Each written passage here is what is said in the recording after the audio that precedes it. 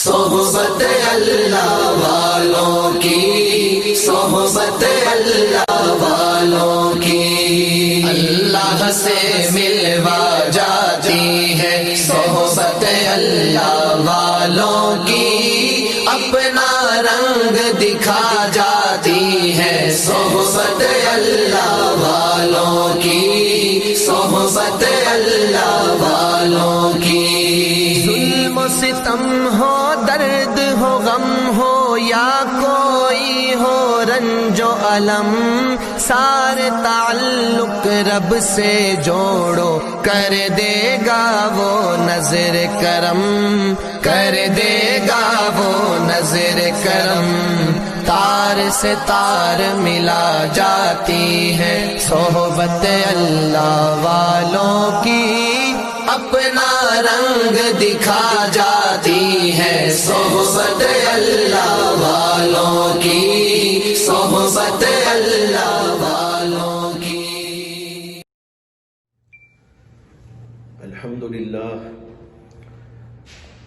الحمدللہ رب العالمین، والصلاة والسلام على اشرف الانبیاء والمرسلین، وعلى آلہ واصحابہ اجمعین، ومن تبعهم بإحسان في كل زمان ومكان إلى يوم الدين، أما بعد، فأعوذ بالله من الشيطان الرجيم، بسم الله الرحمن الرحيم، يا أيها الذين آمنوا اتقوا الله ولتنظر نفس ما قدمت لغد واتقوا الله إن الله خبير بما تعملون۔ محترم حضرات، بھائیوں، بزرگوں اور دوستوں، قرآن کریم کی ایک آیت آپ کے سامنے تلاوت کی گئی ہے، جس کا مفہوم یہ ہے کہ اللہ تعالیٰ فرماتے ہیں کہ اے ایمان والو، اللہ تعالیٰ سے ڈر کر زندگی گزارو، تقوی کی زندگی گزارو، وَلْتَنْظُرْ نَفْسٌ مَا قَدَّمَتْ لِغَدٍ وَاتَّقُوا اللَّهَ، اور ہر نفس کو چاہیے کہ وہ غور کر لے، دیکھ لے کہ اس نے کل کے دن کے لیے کیا بھیجا ہے، کیا تیاری کی ہے، اور اللہ تعالیٰ سے ڈر کر زندگی گزارو۔ بلا شبہ اللہ تعالیٰ ان تمام چیزوں سے باخبر ہے جو تم کیا کرتے ہو۔ یہ ترجمہ ہے آیت کریمہ کا۔ اس وقت میں اس کے ایک مضمون کو آپ حضرات کے سامنے پیش کرنا چاہتا ہوں، جو اللہ تعالیٰ نے فرمایا بل تنظر نفس ما قدمت لغد واتقوا اللہ۔ ہر نفس کو چاہیے کہ وہ دیکھ لے کہ اس نے کل کے دن کی کیا تیاری کی۔ یہ توشہ آخرت ہے جس کی طرف توجہ دینے کی اللہ تبارک و تعالیٰ نے ہدایت کی ہے، ہمیں رہنمائی دی ہے کہ ہر آدمی کو چاہیے کہ وہ دیکھ لے کہ کل کے دن یعنی آخرت کے دن کے لیے اس نے کیا سامان تیار کیا ہے، کیا توشہ تیار کیا ہے، اس کی ابھی سے خبر لیتا رہے، اس کی طرف توجہ دیتا رہے اور اس کی تیاری کے اندر مشغول رہے۔ یہ اللہ کا حکم ہے، اس لیے کہ اس دنیا میں بندے کو بھیجنے کا اصلی مقصد ہی یہ ہے۔ نہ بندے کو یہاں بھیجنے کا مقصد یہ ہے کہ بندہ دنیا میں کھائے اور پیے اور تجارت کرے، دنیا کے مختلف کاروبار کرتا چلا جائے۔ یہ انسان کے دنیا میں بھیجنے کا اور دنیا میں انسان کو پیدا کرنے کا مقصد نہیں ہے۔ اس کا مقصد ہے آخرت کی تیاری۔ اسی کو یہاں فرماتے ہیں وَلْتَنْظُرْ نَفْسٌ مَا قَدَّمَتْ لِغَدٍ، کل کے دن کے لیے کیا تیاری کیا، اس کو ذرا غور کر لے، دیکھ لے، توجہ دے لے، اور جب توجہ دے گا تو اس کو سمجھ میں آئے گا کہ اس نے کیا کیا ہے اور کیا نہیں کیا ہے۔ یہاں سے تیاری انسان آخرت کے لیے کیا کر سکتا ہے اور آخرت کے لیے کیا توجہ دے سکتا ہے، کیا توشہ یہاں سے وہاں کے لیے بھیج سکتا ہے، یہ دو چیزیں ہیں، ایک ہے ایمان اور دوسرے ہے اعمال۔ یہ دو چیزیں ہیں جس کی تیاری انسان کو اس دنیا میں رہتے ہوئے کرنا ہے۔ باقی کھانا اور پینا، دنیا کی مختلف مصروفیات، یہاں کی تجارتیں، یہاں کی ملازمتیں، یہاں کی کمائیاں، یہ سب کچھ دراصل اسی مقصد کے تحت ہونا چاہیے کہ ہم اس دنیا میں رہ کر کھائیں گے اور پیئیں گے اور مختلف کاروبار کریں گے، لیکن ہمارا مقصد یہ نہیں ہوگا، ہمارا مقصد ہوگا اس دنیا کے اندر رہتے ہوئے آخرت کی تیاری۔ لہذا ایمان کو بنانا، اعمال کو بنانا، ان دو چیزوں میں انسان کو لگا رہنا ہے، صبح بھی اور شام بھی، کھاتے وقت بھی پیتے وقت بھی، تجارت اور ملازمت کے وقت بھی، گھر میں رہے تو اس وقت بھی، مسجدوں میں جائے تو اس وقت بھی، ہر وقت اس کا دھیان اس طرف ہونا چاہیے کہ میرا ایمان بنتا رہے اور میرے اعمال بنتے رہیں اور میں یہاں سے تیاری کر ان چیزوں کو آخرت کے لیے جمع کر دوں۔ اس کی طرف توجہ دلائی ہے اللہ تبارک و تعالی نے۔ اب ذرا ہم سوچیں کہ اللہ کی ذات اتنی عظیم الشان، وہ اپنے ان بندوں سے خطاب فرما رہے ہیں جو بندے ایمان لانے والے ہیں، یا ایھا الذین آمنو، اور پھر ان بندوں سے اللہ فرماتے ہیں کہ ہر نفس کو چاہیے کہ وہ غور کر لے اور دیکھ لے کہ اس نے آخرت کے لیے کیا توشہ جمع کیا ہے، یہاں سے اس کے لیے کیا بھیجا ہے۔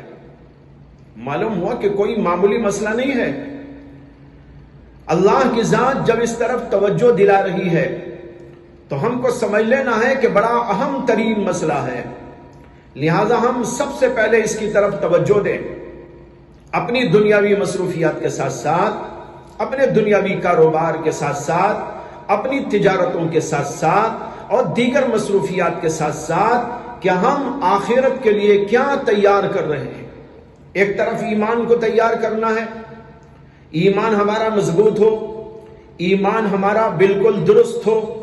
اس کے لیے ہم کو سیکھنا پڑے گا کہ ایمان کیسے بنتا ہے، ایمان کو جھنا کیسے ملتی ہے، ایمان کے اندر تقویت کیسے آتی ہے۔ یہاں پر میں عرض کروں کہ حضرات علماء کے درمیان میں ایک زمانے کے اندر یہ مسئلہ چلا تھا کہ ایمان کی حقیقت کیا ہے۔ اس سلسلے میں حضرات ائمہ اور علماء میں ایک طبقہ وہ تھا جو یہ کہتا تھا کہ ایمان نام ہے تصدیق کا۔ جب آدمی اللہ کو مانتا ہے، اللہ کے رسولوں کو مانتا ہے، اللہ کے فرشتوں کو مانتا ہے، اللہ تبارک و تعالیٰ کی کتابوں کو مانتا ہے اور دیگر اور چیزوں کو مان لیتا ہے، تو یہ مان لینا اور تصدیق کر لینے کا نام ہی دراصل ایمان ہے۔ امام اعظم ابو حنیفہ رحمۃ اللہ علیہ بھی یہی فرماتے تھے۔ لیکن ایک بہت بڑا طبقہ وہ بھی تھا علماء کا جو یہ کہتا تھا کہ ایمان صرف تصدیق کا نام نہیں ہے، بلکہ اس کے ساتھ اور دو چیزیں اس کے ساتھ ملنی چاہیے۔ یہ حضرات کہتے تھے کہ ایمان تین چیزوں سے مرکب ہے۔ ایمان کہتے ہیں تصدیق بالقلب کو بھی، اور اس کے ساتھ اقرار باللسان کو بھی، اور اعمال بالارکان کو بھی، یعنی اس کے اندر اعمال بھی داخل ہے، نماز ہے، روزہ ہے، زکوٰۃ ہے، حج ہے، قربانی ہے، ذکر و تلاوت ہے، اور نیکیاں جتنی ہیں وہ سب کے سب بھی ایمان کے اندر داخل ہیں۔ لیکن یہ کوئی اختلاف نہیں، حقیقت میں یہ دونوں باتیں اپنی جگہ پر صحیح ہیں۔ ایک ہے نفس تصدیق، وہ تو اپنی جگہ پر جو ہے سے مان لینے سے پیدا ہو جاتی ہے، اور اس سے ایمان متحقق ہو جاتا ہے، لیکن اتنا کر لینے سے ایمان کامل نہیں ہوتا۔ ایمان کے اندر کمال اس وقت پیدا ہوتا ہے جب اس کے ساتھ اعمال بھی داخل ہو جاتے ہیں، نماز ہو، روزہ ہو، حج و تلاوت ہو، ذکر اور قربانیاں ہو، اور لوگوں کے ساتھ ہمدردیاں اور غمخاریاں ہوں، اور بہترین سلوک ہو، ماں باپ کے ساتھ سلوک، بھائی بہنوں کے ساتھ سلوک، رشتہ داروں کے ساتھ اچھا سلوک، یہ ساری چیزیں جب ملتی ہیں تو اس سے ایمان کے اندر جلا اور ایمان کے اندر قوت پیدا ہوتی ہے۔ اس کی مثال علماء نے یہ دی ہے، جیسے ایک درخت لگایا جاتا ہے تو درخت جڑ سے پیدا ہو کر اس کا ایک تنا آتا ہے، لیکن صرف تنا آ جانا کافی نہیں ہے، بلکہ تنے کے بعد اس کے اندر شاخیں پھوٹتی ہیں، اور پھر ان شاخوں میں پتے آتے ہیں، پھل اور پھول لگتے ہیں۔ یہ پھل اور پھول اور ان کے اندر کے پتے اور پھر ان کے جو شاخیں، یہ سب درخت کے اندر لگی ہو گئی۔ لیکن اگر ایک چیز کو ہم کاٹ دیں تو درخت تو ختم نہیں ہوگا، لیکن کمزور تو ہو جائے گا، اس کے اندر کی رونق تو ختم ہو جائے گی، اس کے اندر کی قوت و طاقت تو ختم ہو جائے گی۔ اسی طریقے پر ایک آدمی اللہ کو، اللہ کے پیغمبروں کو، اللہ کی کتابوں کو اور دیگر چیزوں کو مان لیتا ہے تو اس مان لینے سے ایمان کا درخت تو بن جاتا ہے، لیکن اس کی شاخیں کیا ہیں، اس کے اندر کے پھول کیا ہیں، اس کے اندر کی پتیاں کیا ہیں، اس کے اندر کے پھل کیا ہیں، یہ کیا ہیں؟ یہ دراصل اعمال ہیں۔ یہ اعمال ایمان کے اندر قوت پیدا کرنے والی ہے۔ اگر یہ اعمال ساتھ میں نہ ہو تو ایمان بڑا کمزور رہتا ہے، بہت کمزور، اور اس کمزوری کی وجہ سے ایمان کی خاصیتوں کا اور ایمان کے آثار کا کچھ پتہ نہیں چلتا اور وہ چیزیں ظاہر نہیں ہوتی۔ ایک صحابی کا قصہ ہے جن کا نام تھا حضرت حارث بن مالک۔ وہ ایک دفعہ صبح کے وقت میں جا رہے تھے تو نبی اکرم صلی اللہ علیہ وسلم سے ملاقات ہو گئی۔ اللہ کے نبی علیہ السلام نے ان سے پوچھا کہ خیریت ہے؟ کیف اصبحت؟ تم نے کس حالت کے اندر صبح کی؟ انہوں نے کہا کہ میں نے ایمان کی پکی و سچی حالت کے اندر صبح کی ہے۔ اصبحت مومنا حقا، میں نے ایمان کی پکی و سچی حالت کے اندر صبح کی ہے۔ اللہ کے نبی علیہ السلام نے فرمایا کہ دیکھو، ہر چیز کی ایک حقیقت ہوتی ہے۔ تم نے ایمان کا دعویٰ کیا ہے تو تمہارے ایمان کی حقیقت کیا ہے اور تم نے ایمان کو کیسا محسوس کیا ہے؟ تو حضرت حارث بن مالک کہنے لگے، عزبت نفسی عن الدنیا، ایمان کی وجہ سے میری حالت یہ ہے کہ میں دنیا سے بیزار ہو چکا ہوں۔ ازمعت نہاری واسحرت لیلی، اور دن بھر روزہ رکھتا ہوں، رات بھر عبادت کرتا ہوں۔ وکأنی انظر الی عرش ربی بارزا، اور میری حالت یہ ہے کہ گویا میں اسی دنیا میں رہتے ہوئے میرے پروردگار کے عرش کو کھلی آنکھوں دیکھ رہا ہوں۔ وَكَأَنِّي أَنظُرُ إِلَىٰ أَهْلِ الْجَنَّةِ يَتَزَاوَرُونَ فِيهَا، اور گویا کہ میری حالت ایسی ہے کہ میں اس دنیا کے اندر اہل جنت کو دیکھ رہا ہوں کہ وہ ایک دوسرے کی زیارت کر رہے ہیں۔ وَكَأَنِّي أَنظُرُ إِلَىٰ أَهْلِ النَّارِ يَتَزَاغَوْنَ فِيهَا، اور میں جہنم والوں کو بھی دیکھ رہا ہوں، وہ وہاں پر چیخ پکار کر رہے ہیں۔ اللہ کے نبی علیہ السلام نے ان کی اس بات کو سننے کے بعد میں فرمایا کہ ہاں، تم پکے سچے مومن ہو۔ آج غور کریں کہ ہمارے ایمانوں کے اندر کیا یہ کیفیت پیدا ہو گئی؟ ایمان اور یقین کا یہ درجہ نصیب ہو گیا کہ ہم دنیا میں بیٹھ کر ایسا محسوس کریں، جو کچھ کے غیب کی باتیں ہم پڑھتے ہیں، جو کچھ کے غیب کی باتیں ہم سنتے ہیں، جو کچھ کے غیب کی باتوں پر ہم ایمان لاتے ہیں، تو ان سب چیزوں میں ہمارا یقین اس قدر بڑا ہوا ہونا چاہیے کہ ہم جیسے کسی چیز کو اپنی آنکھوں سے دیکھ رہے ہیں، ایک چیز اپنی آنکھوں سے دیکھ کر جیسا ہم محسوس کرتے ہیں یقین کی کیفیت، وہی یقین کی کیفیت ہم کو اس وقت بھی محسوس ہونا چاہیے جب ہم ایمان لاتے ہیں کسی چیز پر، اللہ پر، اللہ کے فرشتوں پر، اللہ کے عرش پر، اللہ تبارک و تعالیٰ کی باتوں پر، آخرت پر۔ ہم کو دنیا میں محسوس ہو کہ سب کچھ بالکل برحق ہے، اس کے اندر کوئی شک و شبہ نہیں۔ اس کیفیت کو حضرت حارث بن مالک نے یوں تعبیر کیا کأنی انظر الی عرش ربی بارزا وَكَأَنِّي أَنظُرُ إِلَىٰ أَهْلِ الْجَنَّةِ يَتَزَاوَرُونَ فِيهَا وَكَأَنِّي أَنظُرُ إِلَىٰ أَهْلِ النَّارِ يَتَزَاغُونَ فِيهَا۔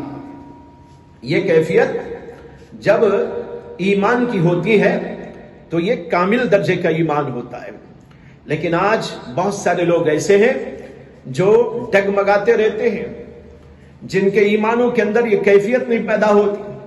اس لیے نہیں پیدا ہوتی کہ انہوں نے اس کے اوپر محنت نہیں کی۔ ایمان پر محنت کی ضرورت ہے کہ یہ ایمان پختہ ہو جائے، یہ ایمان راسخ ہو جائے، یہ ایمان قلب کے اندر پیوست ہو جائے اور شک و شبے کی ہر بات ہم سے دور ہو جائے۔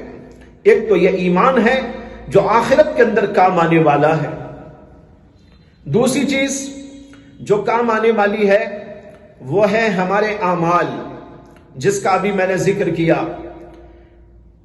یہی دو چیزیں انسان دنیا سے لے کر جاتا ہے، نہ مال لے کے جاتا ہے، نہ جائیداد لے کے جاتا ہے، نہ اپنے کپڑے لے کے جاتا ہے، نہ عیش و عشرت کے سامان لے کے جاتا ہے، نہ بینک بیلنس جو جمع کر کے رکھا ہے وہ اپنے ساتھ لے جاتا ہے، نہ بلڈنگوں کو اپنے ساتھ میں لے جاتا ہے۔ کوئی چیز اس کے ساتھ جانے والی نہیں ہے، بلکہ سب کچھ یہی چھوڑ کر جائے گا۔ جانے والی چیز تو صرف وہ ہے جس کا ابھی تذکرہ کیا، یعنی ایمان جائے گا اور اعمال جائے گے۔ ایک حدیث میں آتا ہے کہ اللہ کے نبی علیہ السلام نے ایک بار ایک مثال ارشاد فرمائی۔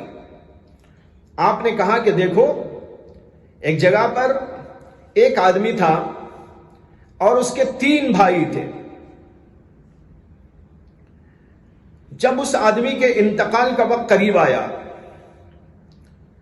تو اس نے پریشان ہو کر اپنے سب سے بڑے بھائی کو بلایا اور کہا کہ بھیا، میں تو مرنے والا ہوں، قبر میں جانے والا ہوں، مجھے گھبراہٹ ہو رہی ہے، مجھے پریشانی ہو رہی ہے، میری خواہش اور تمنا ہے کہ جس طرح آپ نے مجھ کو یہاں دنیا میں رہتے ہوئے قریب رکھا، اپنے ساتھ میں رکھا، مجھے پالا پوسا، میرے ساتھ ہمدردیاں کی، میرے ساتھ غمخاریاں کی، میں چاہتا ہوں کہ میرے مرنے کے بعد بھی آپ میرے ساتھ آ جائیں۔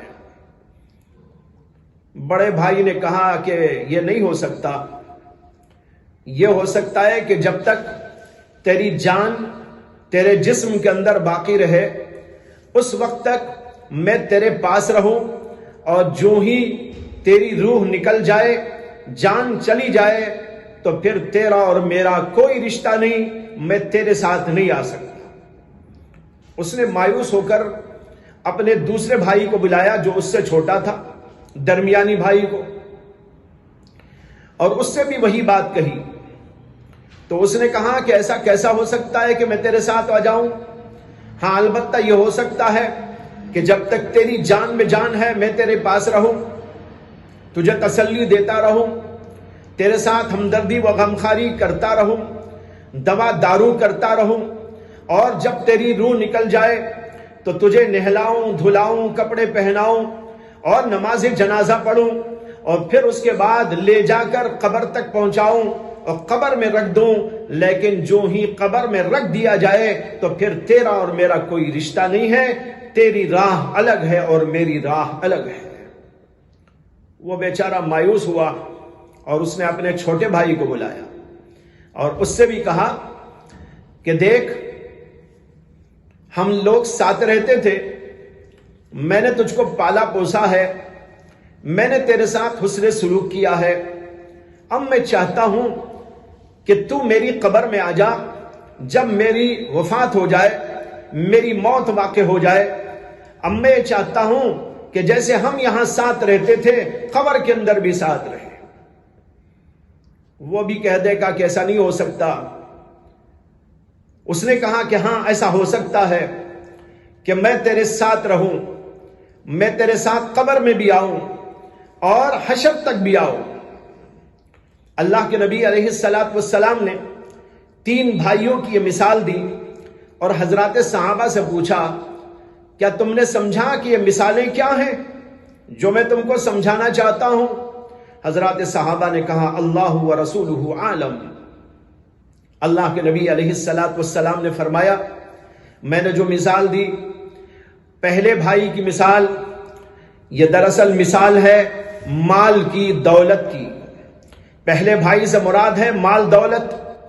ایک انسان جب مر رہا ہوتا ہے تو اس کا مال اس وقت تک اس کا کہلاتا ہے جب تک کہ وہ زندہ رہتا ہے، اور جو ہی اس کی زندگی ختم ہو جاتی ہے مال کا اس سے کوئی رشتہ باقی نہیں رہتا، وہ مال دوسروں کا ہو جاتا ہے۔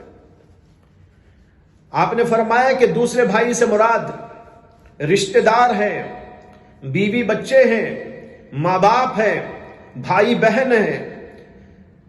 یہ دوسرا بھائی کب تک ساتھ رہتا ہے؟ رشتہ دار انسان کے ساتھ کب تک ساتھ رہتے ہیں؟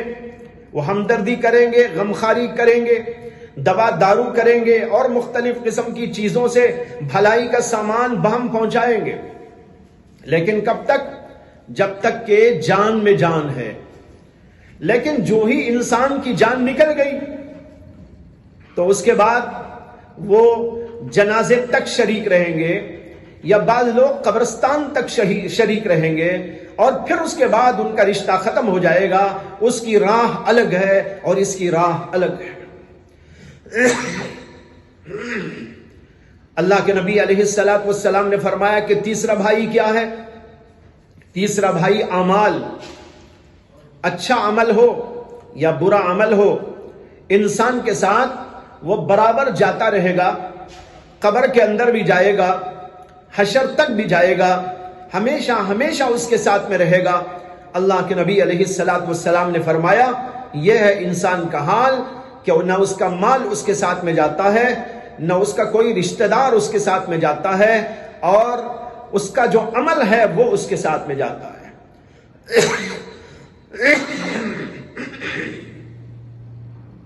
اس مثال سے جو اللہ کے نبی علیہ السلام نے سمجھائی، بات واضح طور پر آ گئی کہ ہمارے ساتھ جانے والی چیز ہمارا ایمان ہے اور ہمارے اعمال ہیں۔ اس کو بنانے کی فکر کرنا چاہیے۔ یہی توشہ ہے آخرت کا توشہ، یہ نیکیاں جس کو ہم دنیا میں معمولی اور حقیر سمجھ کر بہت ساری نیکیوں کو چھوڑ دیتے ہیں، لیکن قیامت کے دن ان میں سے ہر نیکی بہت عظیم معلوم ہوگی، بہت قیمتی معلوم ہوگی۔ دنیا میں تو ان کی کوئی حیثیت نہیں جانتا ہے وہ جس نے قرآن پڑھا ہو، جانتا ہے وہ جس نے حدیث کو پڑھا ہو، جانتا ہے وہ جس نے اکابر کی تعلیمات کو جانا ہو، اور جو ان سے بے خبر وہ ان چیزوں کو معمولی سمجھتے ہیں۔ ایک ایک نماز کی کیا حیثیت، ایک ایک اللہ کہنے کی کیا حیثیت، ایک ایک سبحان اللہ کا کیا مقام، ایک ایک الحمدللہ کی کیا قیمت ہوگی، یہ قیامت کے دن جانے سے معلوم ہوگا۔ وہاں پر ایک ایک نیکی کو انسان ترس جائے گا۔ اس کے لیے ابھی سے تیاری کرنا ہے۔ چلتے پھرتے اللہ کا ذکر کرو، نمازوں کا اہتمام کرو، قرآن پاک کی تلاوت کیا کرو، اور دیگر اعمال کو انجام دیتے رہو۔ لوگوں کے ساتھ حسن سلوک کا جو ہے ایک نظام قائم کرو، اور جتنے حقوق ہیں لوگوں کے ان حقوق کو ادا کرو۔ یہ ساری نیکیاں قیامت کے دن کام آئیں گی۔ یہی توشہ ہے آخرت کا توشہ۔ اس توشے کو یہاں سے تیار کر کے لے جانا ہے۔ مجھے واقعہ یاد آیا شاہ بہلول کا۔ شاہ بہلول ایک اللہ والے تھے، مجذوب ٹائپ کے آدمی تھے، لوگ ان کو دیوانہ سمجھتے تھے، لیکن یہ دیوانے وہ دیوانے ہیں جو اللہ کے دیوانے، یہ دنیا کے دیوانے نہیں ہیں۔ دنیا کا دیوانہ بے عقل ہوتا ہے، اور آخرت کا دیوانہ یہ دراصل دیوانہ نہیں، وہ فرزانہ ہوتا ہے۔ لوگ ان کو دیوانہ سمجھتے ہیں، ان کی ظاہری حالت کو دیکھ کر، ان کے کپڑوں کو دیکھ کر، ان کی اداؤں کو دیکھ کر یہ سمجھتے ہیں کہ دیوانے، لیکن اصل میں وہ اللہ کی محبت میں سرشار ہوتے ہیں، اللہ کی محبت میں چور ہوتے ہیں، اور اس وجہ سے وہ اپنے کپڑوں کی طرف بھی کبھی دھیان نہیں دیتے اور اپنے ظاہری چیزوں کی طرف بھی دھیان نہیں دیتے۔ لوگ ان کو سمجھتے ہیں بے وقوف ہیں، پاگل ہیں۔ شاہ بہلول کو بھی لوگ ایسے ہی سمجھتے تھے۔ ان کی عقل مندی کا، ہوش مندی کا ایک واقعہ درمیان میں بھی یہ بھی عرض کر دوں کہ ایک دفعہ شاہ بہلول چلے جا رہے تھے، ایک سپاہی ادھر سے آ رہا تھا۔ سپاہی نے ان کو دیکھ کر پوچھا کہ مجھے آبادی میں جانا ہے، آبادی کا راستہ کیا ہے؟ حضرت شاہ بہلول کہنے لگے کہ آبادی میں جانا چاہتے ہو؟ میں بھی آبادی ہی کی طرف جا رہا ہوں، چلو میرے ساتھ ساتھ۔ وہ سمجھا کہ ایک شہر کو جائیں گے، لیکن شاہ بہلول چلتے چلتے ایک قبرستان پہنچے اور کہا کہ یہ ہے آبادی، تم پوچھ رہے تھے آبادی کو، یہ دیکھو آبادی۔ وہ سپاہی تھا، اسے بڑا غصہ آیا اور سمجھا کہ یہ آدمی میرے سے مذاق کر رہا ہے، اس نے ان کو جوتے سے پٹائی کر دی۔ شاہ بہلول نے کہا کہ ذرا غور کر، میں جو بول رہا ہوں وہ صحیح بول رہا ہوں یا نہیں بول رہا ہوں؟ انہوں نے کہا آبادی تو اسی کو کہتے ہیں کہ سارے شہر کے لوگ مر مر کے یہیں آباد ہو رہے ہیں۔ اب لوگ شہروں کو آبادی سمجھتے ہیں، اور یہ اللہ والے اتنے عقل مند ہیں کہ انہوں نے قبرستان کو آبادی قرار دیا۔ یہ کوئی بے وقوفانہ بات نہ تھی، بلکہ بڑی دانش مندانہ بات تھی۔ یہی شاہ بہلول ہارون رشید کے دربار میں بھی جایا کرتے تھے۔ ایک دفعہ وہ ہارون رشید کے پاس گئے تو ہارون رشید بھی ان کو دیوانہ سمجھ کر مذاق کیا کرتا تھا۔ تو اس نے بہت ساری باتیں کی، اور جب شاہ بہلول وہاں سے واپس نکلنا چاہ رہے تھے تو ہارون رشید نے کہا کہ میں ایک چھڑی تم کو دے رہا ہوں، اس کو بھی لے جاؤ، اور جو تمہارے سے بڑا بے وقوف کہیں نظر آئے تو اس کو دے دینا۔ یہ اس نے مذاق میں کہا کہ جو تم سے بڑا بے وقوف نظر آئے یہ چھڑی اس کو دے دینا۔ شاہ بہلول کیا کہتے، وہاں سے نکل کے آ گئے اور چھڑی ہاتھ میں لے کے چلتے رہے، لے جا کے اس کو کہیں پر محفوظ رکھ دیا۔ زمانہ گزرتا رہا گزرتا رہا گزرتا رہا، یہاں تک کہ وہ زمانہ آیا کہ ہارون رشید کا آخری دور آ گیا اور اس کی موت کا وقت آ گیا۔ بڑا بیمار ہو گیا، بیمار ہونے کی وجہ سے سارے شہروں کے اندر خبر گشت کرنے لگی کہ بادشاہ بیمار ہیں، بہت ہی سخت بیماری کی حالت کے اندر ہے۔ لوگ بادشاہ سے ملنے جا رہے تھے، زیارت کے لیے جا رہے تھے، کیوں لگی ہوئی تھی۔ شاہ بہلول کو بھی شوق ہوا کہ وہ بھی آخری زمانے کے اندر بادشاہ کی زیارت کر لیں، چنانچہ وہ بھی جا کر کیوں میں کھڑے ہو گئے۔ لوگوں کو دکھایا جا رہا تھا، لوگ گھستے تھے نکلتے تھے، گھستے تھے نکلتے تھے، پولیس والے ان کو جلدی جلدی باہر نکالتے تھے۔ جب شاہ بہلول بادشاہ کے قریب گئے تو بادشاہ نے ان کو پہچان لیا اور ان کا ہاتھ پکڑ لیا اور کہا کہ شاہ بہلول میرا حال تو بہت برا ہو گیا ہے۔ شاہ بہلول اس سے پوچھنے لگے کہ کیا حال ہے آپ کا؟ بادشاہ کہنے لگا بس میں تو ابھی سفر پہ جا رہا ہوں۔ انہوں نے کہا سفر پہ جا رہے ہیں، بہت اچھا، سفر میں آپ کیا کیا ساتھ لے جا رہے ہیں؟ آپ جب بھی سفر کرتے ہیں تو بہت ساری چیزیں آپ کے لیے تیار کی جاتی ہیں، آپ نے سفر کے لیے کیا کیا تیاری کر لی؟ آپ کے ساتھ کیا آپ کے بیوی بچے جا رہے ہیں؟ آپ کے ساتھ کھانے پینے کا سامان جا رہا ہے، اور آپ کے ساتھ آپ کا لاؤ لشکر بھی جا رہا ہے۔ بادشاہ کو بڑا غصہ آیا اور اس نے کہا کہ تم بڑے بے وقوف آدمی ہو، اور اب تک میرے ساتھ بے وقوفانہ باتیں کرتے آئے، اور میری ایسی حالت کے اندر بھی تم نے میرے سے مذاق کرنا اچھا سمجھا اور میرے ساتھ مذاق کرتے جا رہے ہو، تم بڑے بے وقوف آدمی ہو۔ شاہ بہلول کہنے لگے کہ حضور میں نے کوئی غلط بات نہیں کی ہے، آپ نے کہا کہ میں سفر میں جا رہا ہوں، بہت بڑے سفر میں، اور آپ جب چھوٹے چھوٹے سفروں میں نکلتے تھے تو آپ کے ساتھ لاؤ لشکر ہوتا تھا، آپ کے ساتھ ساز و سامان ہوتا تھا، آپ کے ساتھ بہت سارے لوگ ہوا کرتے تھے۔ اب یہاں یہ پوچھنا چاہتا ہوں کہ آپ اتنے بڑے آخرت کے سفر میں جا رہے ہیں تو اس کے لیے آپ نے کیا کیا تیاری کر رکھی؟ اب بادشاہ کے ہوش ٹھکانے لگے، اس کو بات سمجھ میں آ گئی کہ شاہ بہلول کہنا کیا چاہتے ہیں۔ اس نے کہا کہ ارے تم تو بڑے عقل مند نکلے، میں ہی بڑا بے وقوف نکل آیا، میں نے تم کو بے وقوف کہا، اصل بے وقوف تو میں ہوں کہ میں نے تو آخرت کے لیے کوئی تیاری ہی نہیں کی۔ شاہ بہلول اس وقت وہ چھڑی بھی اپنے ساتھ میں لائے تھے جو کئی سال پیشتر بادشاہ نے ان کو دی تھی، یہ کہہ کر کہ تم سے بڑا بے وقوف کوئی نظر آئے تو اس کو دے دینا۔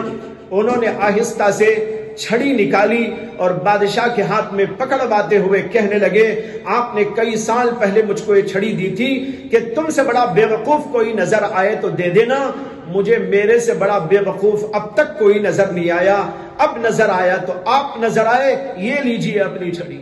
یہ سن کر بادشاہ زار و قطار رونے لگا۔ بھائیو، یہ وقت سب کو آنا ہے، آخرت کی طرف جانا ہر ایک کے لیے لازم ہے، اس دنیا کو چھوڑنا ہر ایک کے لیے مقدر ہے۔ کل نفس ذائقۃ الموت، جب ہر ایک کے لیے موت مقرر ہے، آخرت کی طرف کوچ کر کے جانا ہر ایک کے لیے طے ہے۔ کوئی بادشاہ ہو، کوئی امیر ہو، کوئی غریب ہو، کوئی رعایا ہو، کوئی پڑھا لکھا ہو، کوئی جاہل ان پڑھ ہو، ہر ایک کو یہاں سے جانا ہے۔ تو پھر ہم کو اور آپ کو ابھی سے تیاری کر لینا چاہیے تاکہ اس سفر کے موقع پر کوئی پریشانی نہ ہو۔ بڑے بڑے لوگ جو دنیا سے گئے وہ سب کچھ تیاری کرنے کے بعد پریشان ہو کر گئے کہ ہم نے تو کچھ نہ کیا، اور جو لوگ کچھ نہیں کر رہے ہیں ان کو کس قدر پریشان ہونا چاہیے اور ابھی سے تیاری کی فکر میں لگ جانا چاہیے۔ حضرت ابو ہریرہ رضی اللہ تعالی عنہ جب ان کی موت کا وقت آیا رونے لگے اور پھر فرمانے لگے میں اس لیے رو رہا ہوں کہ میں نے کوئی تیاری نہیں کی۔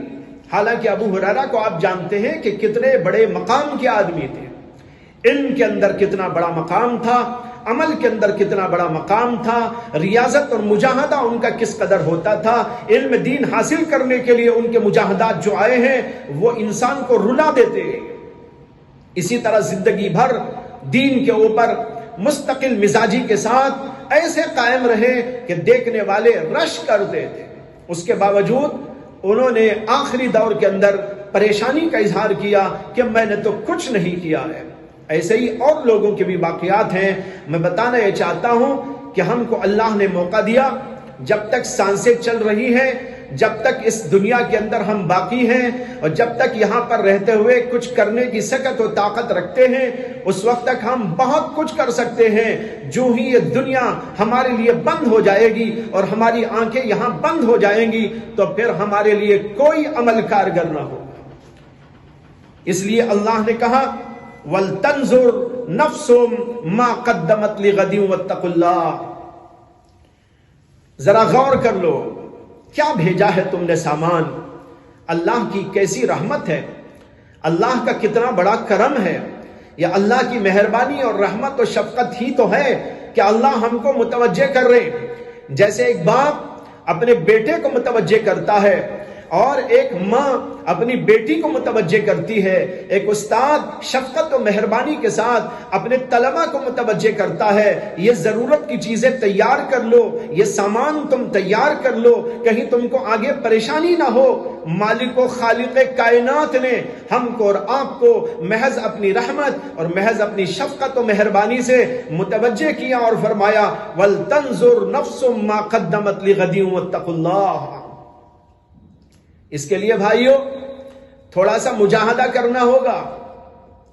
جنت یوں ہی نہیں مل جائے گی، وہاں کے مسئلے یوں ہی حل نہیں ہو جائیں گے۔ اسی لیے ایک حدیث میں آتا ہے اللہ کے نبی علیہ السلام نے یوں ارشاد فرمایا ما رأيت مثل النار نا محاربها وما رأيت مثل الجنہ نام طالبها. اللہ کے نبی کہتے ہیں کہ میں نے دوزخ کے جیسی چیز نہیں دیکھی جس سے بھاگنے والا سو رہا ہو، اور میں نے جنت جیسی بھی عظیم چیز نہیں دیکھی جس کا طالب سویا ہوا ہو. جب جنت جیسی چیز اس کا طالب سو کے کیسے گزار سکتا ہے؟ اس کے طالب کو تو دن رات محنت کرنی ہوگی، مجاہدہ کرنا ہوگا، ایمان و اعمال کو بنانے کے لیے فکر میں لگنا ہوگا، اس کے لیے اپنی قربانی دینی ہوگی، نیند کی قربانی بھی دینی ہوگی، اور اپنی قوت و طاقت کی بھی اور جوانی کی بھی قربانی دینی ہوگی، اپنے اوقات کی بھی قربانی دینی ہوگی، تب جا کر آدمی جنت کو پانے میں کامیاب ہو سکتا ہے. لیکن اللہ کے نبی تعجب کے ساتھ میں فرماتے ہیں میں نے جنت جیسی چیز نہیں دیکھی کہ جس کا طالب ہو کر بھی انسان سوتا پڑا ہوا ہے. اللہ کے نبی نے ہم کو اور آپ کو متوجہ کیا ہے کہ تم اگر طالب جنت ہو، تم اگر وہاں آخرت میں راحت سے جنت میں رہنا چاہتے ہو، دوزخ سے بچے ہوئے رہنا چاہتے ہو، تو تمہارے لیے ضروری ہے کہ سوتے ہوئے نہ گزارو. طالب سو کیسے سکتا ہے؟ طالب جاگتا ہے، طالب محنت کرتا ہے، طالب جستجو کرتا ہے، طالب اپنی آپ کی قربانیاں دیتا ہے، اپنے اوقات کی بھی اور اپنے مال و دولت کی بھی، اپنی جوانی کی بھی، اپنی طاقتوں کی بھی، ہر ایک چیز کی قربانی دے کر جنت کو حاصل کیا جاتا ہے. یہ نہیں کہ سو سو کے گزارا جاتا ہے. اسی طرح اگر دوزخ سے بچنا چاہتے ہو، اس سے بھاگنا چاہتے ہو، بھاگنے والے سے مراد دوزخ سے بچنے والا، لیکن دوزخ سے بچنے والا سو کے گزار دے، نمازوں کو چھوڑ دے، ذکر کو چھوڑ دے، حلال و حرام کی تمیز نہ کرے، اچھے اور برے کا فرق نہ کرے، اور یوں ہی سو کر گزار ڈالے. اللہ کے نبی کہتے ہیں بڑا تعجب ہے مجھے کہ کیسے لوگ ہیں کہ جہنم سے بھاگنا تو چاہتے ہیں، بچنا تو چاہتے ہیں، لیکن پھر بھی سو سو کے گزار دیتے ہیں. میں نے دوزخ جیسی چیز نہیں دیکھی جس کا بھاگنے والا سو کے گزارتا.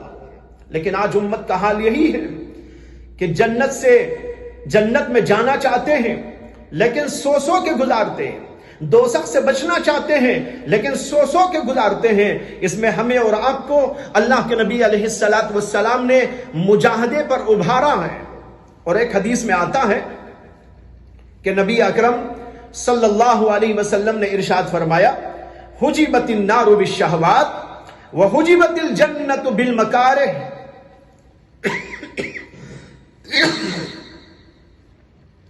فرمایا کہ جہنم کو شہوات سے ڈھانک دیا گیا ہے. حجبت النار بالشہوات، جہنم کو شہوتوں سے ڈھانپ دیا گیا ہے. وحجبت الجنت بالمکارہ، اور جنت کو مکارہ سے ڈھانپ دیا گیا ہے. کیا مطلب ہوا؟ اس کا مطلب یہ ہے کہ جہنم کے اوپر شہوتوں کو ڈال کے رکھا گیا ہے. نیچے جہنم اور اوپر شہوتیں. انسان شہوتوں کی طرف لپکتا ہے، اور جو ہی شہوتوں کی طرف لپکے گا جہنم میں گر پڑے گا. اوپر کا منظر شہوتوں کا، خواہشوں کا، جن کو انسان کا نفس اچھا سمجھتا ہے، ان چیزوں کا اوپر ان چیزوں کو ڈال کے رکھا گیا ہے، جس کو دیکھ کر انسان اس کی طرف لپک پڑتا ہے، لیکن شہوتوں کی طرف لپکنے والا جہنم میں گر جاتا ہے. یہ ہے مطلب حجبت النار بالشہوات وحجبت الجنت بالمکارہ. اور جنت کو مکارہ سے ڈھانپ دیا گیا ہے. مکارہ کہتے ہیں وہ چیزیں جو انسان کے نفس کو اچھی نہیں لگتی. انسان کا نفس تو خواہشات کو چاہتا ہے اور اس کے دل بہلانے والی چیزوں کو چاہتا ہے، لذتوں کا خوگر ہوتا ہے، بیہودہ باتوں کا خوگر ہوتا ہے، بیہودگی کی طرف چلتا ہے. جب ادھر جائے گا جہنم میں گر پڑے گا. اور انسان جو اس کے نفس کو اچھی نہیں معلوم ہوتی چیزیں، وہ مکارہ کہلاتی ہیں. جیسے نماز اچھی نہیں لگتی، بہت سے لوگوں کو روزہ اچھا نہیں لگتا، بہت سے لوگوں کو ذکر و تلاوت میں مزہ نہیں آتا، ذکر و تلاوت کرنا ان کے لیے بوجھل بات ہوتی ہے، نماز ان کے لیے ایک پہاڑ معلوم ہوتا ہے، نفس ان کا ادھر چلتا ہی نہیں، نماز کو بلاؤ غصے میں آ جائے، نماز کی تعلیم دو تو اس کا دل پریشان ہو جائے۔ اسی طریقے پر اور نیکیاں اور عبادتیں، تو مکارہ سے مراد یہاں پر وہ ساری نیکیاں اور خوبیاں اور بھلائیاں ہیں جو انسان کے نفس کو اچھی نہیں معلوم ہوتی، لیکن وہ چیزیں اللہ کو پسند ہیں۔ ان چیزوں سے جہنم کو جنت کو ڈھانپ کے رکھا گیا ہے۔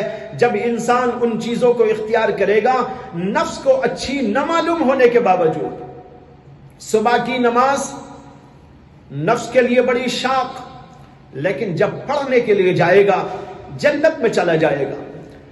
اور ٹھنڈے ٹھنڈے اوقات میں، سردی کے موسم میں ٹھنڈے پانی کا وضو اس کے لیے بہت شاق گزرتا ہے، نفس کے لیے اس کے اندر کچھ مزہ نہیں آتا، لیکن اس کے باوجود جب نفس اس کو اختیار کرتا ہے سیدھے جنت میں پہنچ جاتا ہے۔ اس کی تفصیل ایک حدیث کے اندر آئی ہے کہ اللہ کے نبی علیہ السلام نے ارشاد فرمایا کہ جب اللہ تبارک و تعالی نے جنت کو بنایا، دوزخ کو بنایا، تو حضرت جبریل امین علیہ السلام کو بلایا اور کہا کہ جبریل، میں نے جنت و دوزخ بنائی ہے، جاؤ دیکھ کے آؤ کیسی لگ رہی۔ حضرت جبریل گئے، جنت و دوزخ دونوں کو دیکھا، پھر اللہ کے دربار میں آئے، اللہ نے پوچھا کیسے لگی ہماری جنت؟ انہوں نے کہا کہ اللہ بے مثال ہے، جس کا کوئی جواب نہیں، جس کی کوئی مثال نہیں۔ اللہ نے فرمایا کیا خیال ہے جب لوگوں میں اعلان ہوگا، بندوں میں اعلان ہوگا کہ ایسی ایسی نعمتیں، ایسی ایسی بھلائیاں، ایسی ایسی راحتیں، ایسی ایسی عیش و عشرت کے سامان اس جنت کے اندر نیک لوگوں کے لیے رکھے گئے ہیں، تو کتنے لوگ اس جنت میں آنے کو تیار ہوں گے؟ حضرت جبریل کہنے لگے اگر یہ اعلان ہوگا تو میرا خیال تو یہ ہے کہ ساری کی ساری دنیا اس کے لیے تیار ہوگی اور سب کے سب جنت میں چلے جائیں گے۔ اللہ نے پوچھا جہنم کو کیسے پایا؟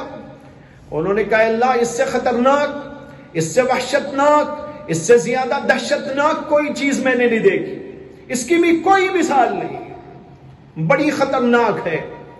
اللہ نے فرمایا کیا خیال ہے جب لوگوں میں اعلان ہوگا جہنم ایسی خطرناک ہے، ایسی ظلمتناک ہے، ایسی وحشتناک ہے، اور جو آدمی برائی کرے گا، جو آدمی کفریہ کام کرے گا، جو آدمی اللہ کی اطاعت و فرما برداری سے روگردانی کرے گا، اس کو جہنم میں ڈال دیا جائے گا، تو کتنے لوگ ہوں گے جو جہنم سے بچنے کو تیار ہو جائیں گے۔ جبریل امین کہنے لگے میرا تو خیال ہے کہ ساری دنیا ہی بچنے کے لیے تیار ہو جائے گی، کوئی آدمی کفر کا کام نہیں کرے گا اور کوئی آدمی اطاعت سے روگردانی نہیں کرے گا۔ اللہ نے فرمایا کہ ٹھیک ہے جاؤ۔ اس کے بعد پھر اللہ تعالیٰ نے جہنم کے اوپر شہوتوں کا ایک جو ہے پردہ ڈال دیا، اسی کو کہا گیا حجبت النار بالشہوات، جہنم کے اوپر شہوتوں کا پردہ، اور جنت کے اوپر مکارہ کا پردہ ڈال دیا جو نفس کو پسند نہیں آتی لیکن اللہ کو پسند۔ اور پھر جبریل کو بلایا اور کہا اب جاؤ دیکھو جنت و دوزخ کیسی لگ رہی ہے۔ پھر وہ دیکھ کر آئے اور کہا کہ اللہ اب تو جنت کے اوپر مکارہ کا پردہ ہے، جو آدمی نفس کو پسند آنے والی چیزوں سے بچے گا، نفس کو پسند آنے والی چیزوں سے بچے گا، وہی دراصل جنت میں جائے گا، اور دوزخ سے بچے گا، اور جو نفس کو نہیں پسند آنے والی چیزیں ہیں ان چیزوں کو اختیار کرے گا وہی جنت میں جائے گا۔ میرا اب خیال یہ ہے کہ بہت کم لوگ ہوں گے جو جہنم میں جانے سے بچیں گے، اور بہت کم لوگ ہوں گے جو جنت کے اندر جانے کو آمادہ ہو جائیں گے، اس لیے کہ اس کے اوپر یہ پردے ڈال دیے گئے۔ تو بھائیوں اس کے لیے تیار ہونا ہے۔ جو چیز نفس کو بھلی نہیں معلوم ہوتی، اس چیز کو کرنا ہے، جو چیز نفس کو بھلی معلوم ہوتی ہے ان چیزوں سے بچنا ہے۔ مکارہ کی تفسیر میں ایک اور حدیث مجھ کو یاد آ گئی۔ اللہ کے نبی علیہ السلام نے ایک موقع پر حضرات صحابہ کرام سے ارشاد فرمایا، الا ادلکم علی ما یمحو اللہ بہ الخطایا ویرفع بہ الدرجات، کیا میں تمہیں ایسی بات نہ بتاؤں جس کے اختیار کرنے سے اللہ تبارک و تعالی تمہاری خطاؤں کو معاف کر دیں گے اور تمہارے درجات کو بلند کر دیں گے۔ حضرات صحابہ نے عرض کیا کہ ضرور، ارشاد فرمائے اے اللہ کے رسول۔ اللہ کے نبی علیہ السلام نے 3 باتیں ارشاد فرمایا اسباغ الوضوء علی المکارہ وکثرۃ الخطا الی المساجد وانتظار الصلاة بعد الصلاة فذلکم الرباط فذلکم الرباط فذلکم الرباط۔ آپ نے کہا 3 چیزیں ہیں جس سے اللہ گناہ معاف کرتے ہیں اور درجات کی بلندی کرتے ہیں۔ ایک چیز ہے اسباغ الوضوء علی المکارہ، نفس کو بری معلوم ہونے کے باوجود، نفس کو اچھا نہ لگنے کے باوجود آدمی بہترین انداز سے کامل وضو کرے۔ اسباغ کے معنی کامل وضو کرے۔ سردی کا موسم لیکن اچھا نہیں لگ رہا ہے نفس کو، لیکن مکمل طور پر وضو کرنے کے لیے تیار ہو جاتا ہے۔ اس سے گناہ معاف ہوتے ہیں، درجات بلند ہوتے ہیں۔ دوسری بات فرمائی کثرت الخطا الی المساجد، مسجد کی طرف کثرت سے جانا آنا، یعنی ہر نماز کے لیے جانا آنا۔ جب بار بار جاتے رہو گے، آتے رہو گے، یہ جانے آنے پر ایک ایک نیکی لکھی جائے گی، ایک ایک قدم کے اوپر، اور ایک ایک قدم کے اوپر ایک ایک گناہ کو معاف کر دیا جائے گا۔ اور تیسری بات بتائی وانتظار الصلاۃ بعد الصلاۃ، ایک نماز کے بعد دوسری نماز کے انتظار میں بیٹھا رہنا، چاہے وہ مسجد میں بیٹھے یا اپنے گھر میں ہو، لیکن انتظار لگا ہو۔ اپنے کاروبار میں گیا ہو لیکن دماغ میں ہر وقت یہی ہو نماز کا وقت آئے گا، نماز کو مجھے جانا ہے، انتظار دل میں لگا ہوا ہے۔ اگر مسجد میں بیٹھ کے انتظار کرے تو یہ بھی بڑی فضیلت کی بات ہے، لیکن اگر کوئی چلا جائے لیکن انتظار دل میں لگا ہوا ہو تو وہ بھی اس کے اندر داخل ہے۔ انتظار الصلاۃ بعد الصلاۃ، اللہ کے نبی نے کہا فذلکم الرباط، یہ رباط ہے۔ 3 دفعہ فرمایا۔ رباط کے معنی آتے ہیں سرحدوں پر نگرانی کرنا، سرحدوں کی حفاظت کرنا۔ ایک ہوتی ہے اسلامی سرحد، اسلامی مملکت کی سرحد، اس کے اوپر جو سپاہی وہاں جا کر دشمن کے حملوں سے ملک کی حفاظت میں لگے رہتے ہیں صبح شام، اس کو کہتے ہیں رباط۔ اللہ کے نبی نے ان 3 چیزوں کو بھی رباط کہا، کیونکہ یہ چیزیں وہ ہیں جو انسان کی ایمانی سرحدوں کی حفاظت کرتی ہیں۔ جہاں سے شیطان آتا ہے اور انسان کی سرحدوں پر آ کر حملہ آور ہوتا ہے، وہ یہ سرحدیں ہیں۔ لہذا وضو کا اہتمام، نمازوں کے لیے مساجد کا آنا جانا، اور ایک نماز کے بعد دوسری نماز کے انتظار میں رہنا، یہ چیزیں جب انسان کرتا رہے گا تو شیطان کا حملہ اس کے ایمان کی سرحدوں پر نہیں ہو سکے گا۔ اس لیے فرمایا فذلکم الرباط فذلکم الرباط۔ تو بھائیو، یہ ہے تیاری آخرت کے لیے، تو اس کے لیے تھوڑا مجاہدہ، اس کے لیے نفس کی خواہشات کو دبانا، اور جو چیزیں انسان کے نفس کو اچھی نہیں لگتی لیکن اللہ کو پسند ہے، اللہ کے رسول کو پسند ہے، یہاں قربانی دیتے ہوئے اللہ کے حکم کے اوپر نفس کا مقابلہ کرتے ہوئے چلتے رہنا، یہ ہے ہماری ضرورت، یہی چیز ہے جو آخرت کے اندر کام آنے والی ہے۔ اللہ سے دعا کرتا ہوں کہ اللہ تعالیٰ مجھے بھی ان چیزوں پر عمل کی توفیق عطا فرمائے اور آپ کو بھی عمل کی توفیق عطا فرمائے۔ وآخر دعوانا ان الحمد للہ رب العالمین۔